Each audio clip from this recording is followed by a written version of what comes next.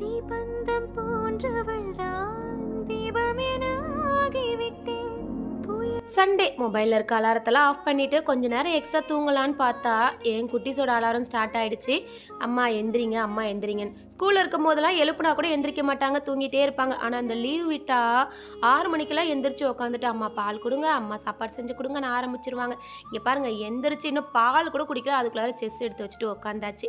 நம்மளும் பிரேக்ஃபாஸ்ட்டுக்கு ஸ்டார்ட் பண்ணியாச்சு. இங்கே கொண்டக்கடலை கிரேவிக்கு எண்ணெய் சேர்த்துட்டு பட்டை லவங்கம் பிரிஞ்சி இலை இது கூடவே பச்சை மிளகா வெங்காயம் கருவேப்பிலை எல்லாம் சேர்த்து லைட்டாக வதங்கினதும் 1 ஸ்பூன் இஞ்சி பூண்டு பேஸ்ட் சேர்த்துட்டு இது கூடவே உப்பு 1 ஸ்பூன் தனி மிளகாத்தூள் 1/2 ஸ்பூன் கரம் மசாலா 1/4 ஸ்பூன் மஞ்சத்தூள் சேர்த்து லைட்டாக வதங்கினதும் வேக வச்சிருக்க சென்னாவை இது கூட சேர்த்துட்டு இது கூடவே ஒரு பேஸ்ட் 2 பத்த தேங்காய் 1 ஸ்பூன் சோம்பு அது கூடவே 10 பல்லு முந்திரி போட்டு நல்லா கிரைண்ட் பண்ணிட்டு அந்த பேஸ்ட்டை சேர்த்து நல்லா ஒரு 2 விசில் விட்டு எடுத்தோம் அப்படின்னா சூப்பரான சென்னா கிரேவி ரெடி. சப்பாத்தி பூரி இட்லி தோசைன்னு எல்லாத்துக்குமே சூப்பராக இருக்கும். என் வீட்டு குட்டீஸ் மாதிரி தான் உங்கள் குட்டீஸா?